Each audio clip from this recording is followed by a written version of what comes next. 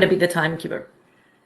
Hello, everyone, and welcome to the Literacy View. We have a very special episode today.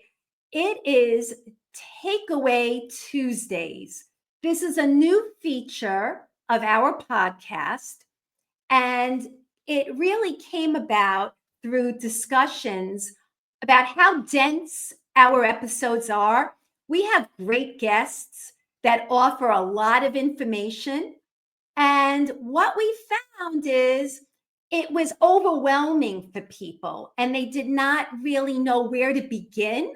And so our whole focus is going to be application for the teacher, for the administrator, for the parent, and everyone should be walking away having an idea of a place to begin, what we feel is relevant. Judy and I did not talk about this before, so they're our own thoughts, our own ideas.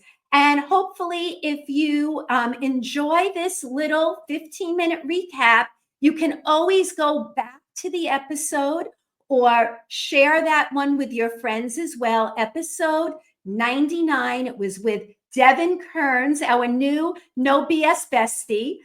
And we're going to get started because that's what we Let's know. go, Faith. You're on the clock. We're only on till 7:15. One last thing I want to mention is we're also going to give our research takeaway because our whole show is also connected to the research. So let's go, Faith. Here we go. Okay. So the article is text types and their relation to efficacy in beginning reading instruction. And the name of last episode was Evidence-Based Answers to Questions about Decodable and Leveled Books. So, first takeaway for the teacher, Judy, hit it. If you were to give some advice, a takeaway for a teacher wanting to put this episode into practice, what would it be? All right, so my biggest takeaway, and I have not spoken to Faith about hers, we haven't compared.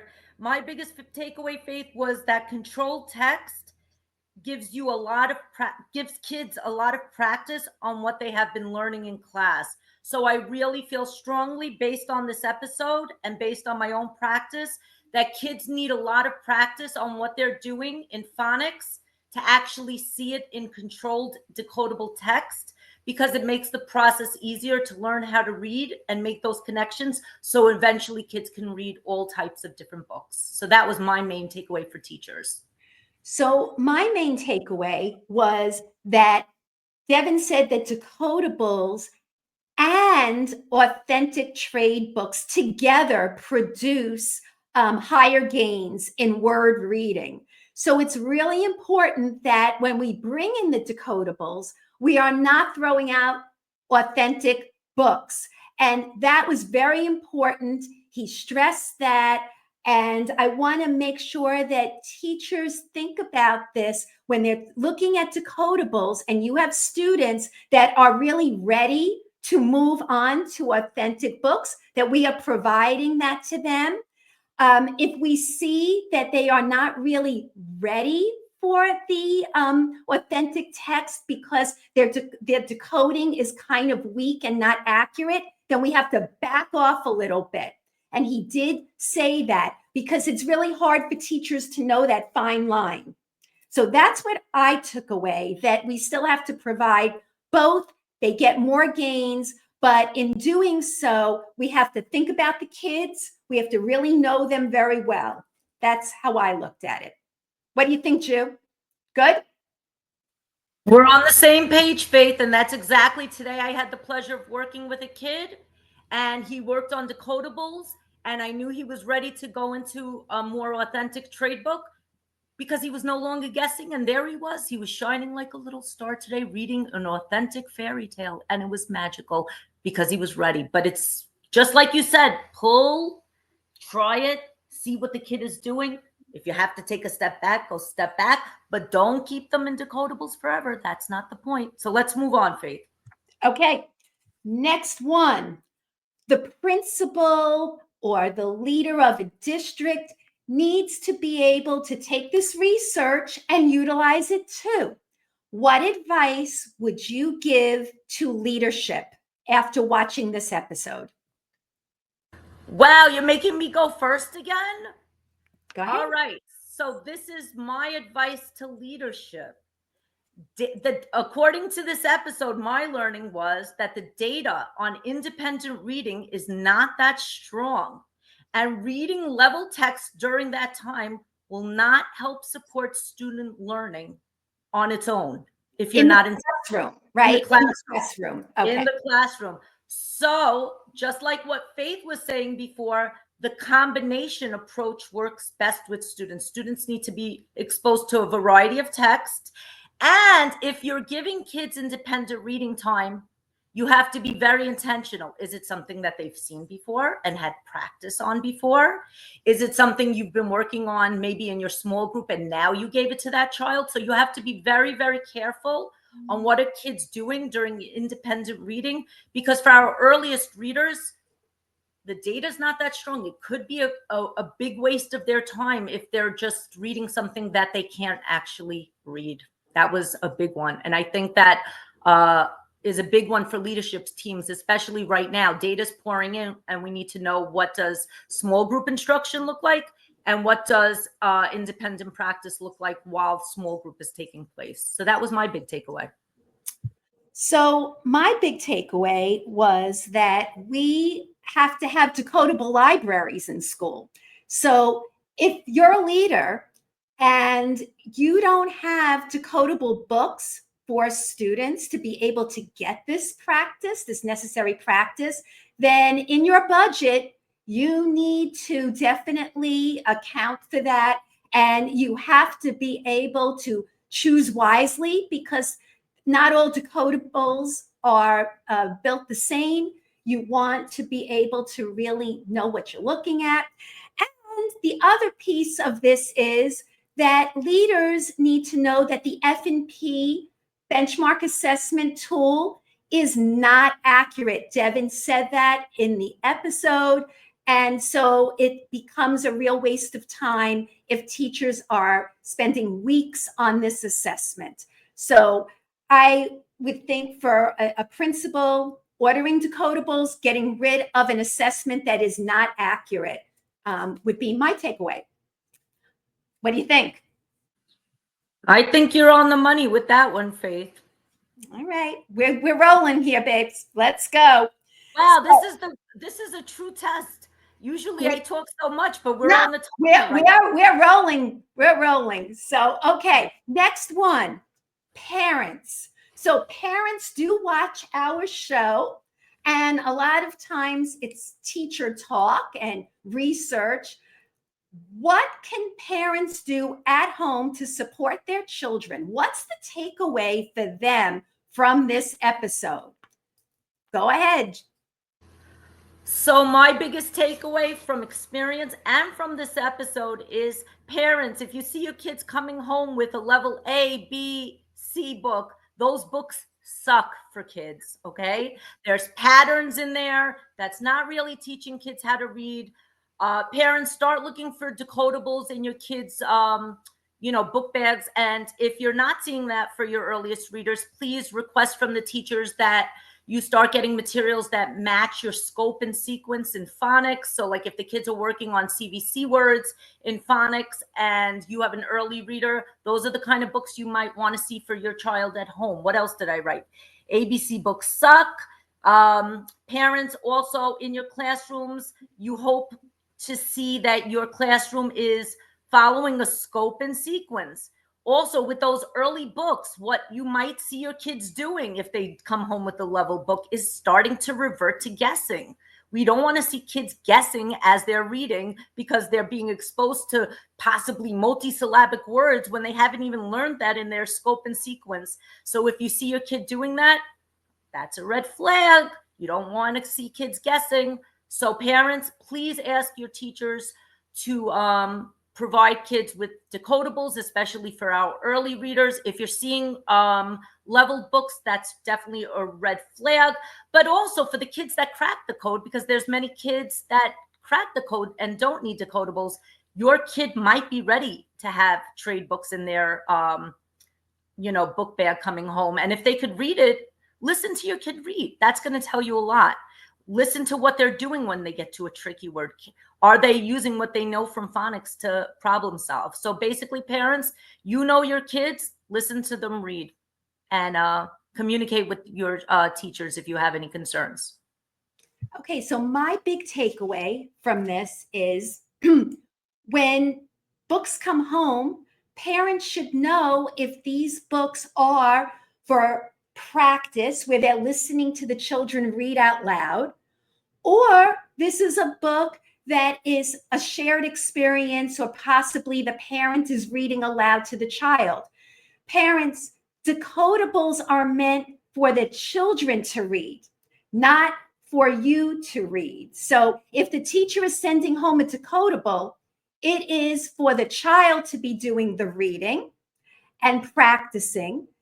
And if it is authentic text, then it could be where the child is ready for that. And you would know if most of the words the child can read without using pictures, without using other cues around the page, that they could read most of the words. If they can't read most of the words, then it's for you to read out loud and to have a conversation about those books. So it's really important to speak to the teacher to know what is your job when these books come home and what type of book it is.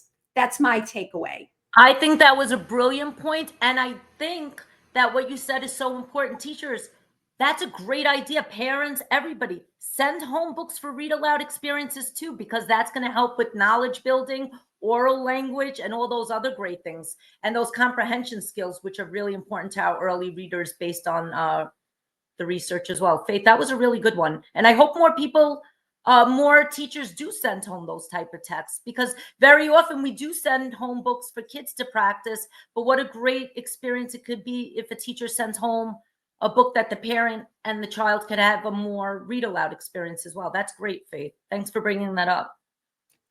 Next one, research.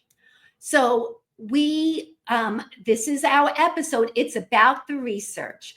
If we could offer research in an easy to understand way, what is the nugget, Judy, that you would pull out from this episode, from the article, that you think is kind of relevant, that needs to be said out loud?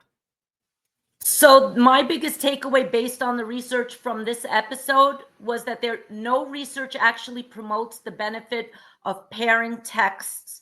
But yes, kids do need exposure to various types of texts. So it is great for kids to read all different type of texts. But in the balanced literacy days, we were doing a lot of like a fiction book, and then on the same topic in nonfiction. There's no research to suggest that was actually shifting the needle. But we do want kids to be exposed to all different type of genres, all type of different books, all type of different experiences, whether it be a shared reading experience or a read aloud experience or a practice to read experience or a decodable experience. We do want kids to have various type of reading experiences.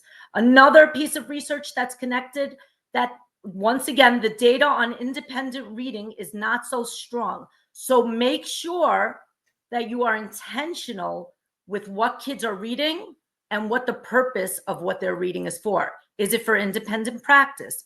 Is it a familiar text that I read in small group and now I want kids to practice with it? What are they reading? Or are they just reading for joy at that moment and looking at a picture book? So let's be intentional. That was my biggest takeaway. So my biggest takeaway was the term set for variability.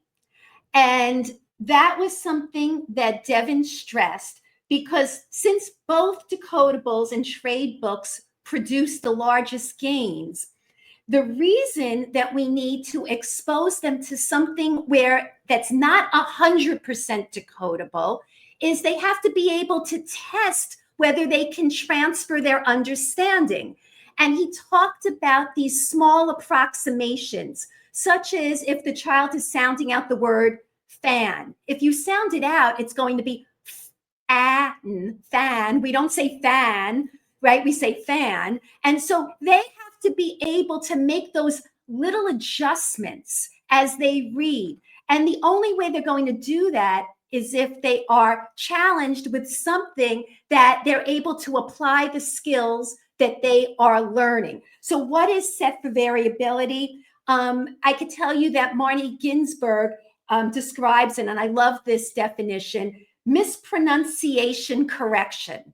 It's a mispronunciation correction that the child figures out how to do this through testing out what they're learning and applying it to authentic books. So that was a very important takeaway. We can't keep kids in 100% decodable for a very long time. They need to branch out, and we have to do that in an intentional way.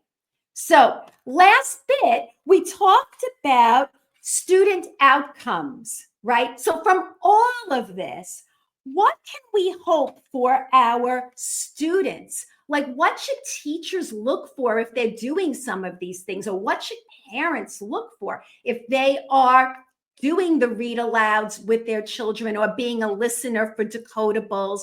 What should they see along the way? What do you think? So my biggest thing for students is seeing that students are making those connections on, I'm seeing something in isolation, right? I might be able to read a word list and do it well. Can I now take that information and actually apply that information into actual text, whether it be a decodable or authentic text? Am I making those same connections? I saw a glued sound, like maybe ang, on my word list. Now I'm seeing the word bang in a book. Can I see that word part? Can I decode through the word? I think the application piece is key. And I think that transference doesn't just happen through the power of osmosis. Sometimes we have to be that bridge as teachers to make sure that students make those connections. We make those connections as adults, but for kids, sometimes it takes time. So we have to help kids do that so it becomes an automatic process, because that's a closer level towards getting independent. And that's it. We're at 17 minutes and 25 seconds. So we're almost wrapping up now. Faith. Yeah, we are wrapping up. So as far as student outcomes, I would hope that everybody values accurate reading. And so we want kids to be extremely accurate. But at the same time, we still have to provide other types of books and push them to use their skills. So if I'm a teacher and I'm trying to figure out, do I move kids from decodables into authentic books? How do I do this? If the child is using other types of guessing through pictures and context, and doing it not just like with one word, but doing it often, and they're slipping back into bad habits, I would think back off until you build up a stronger decoding reflex, and we reinforce that.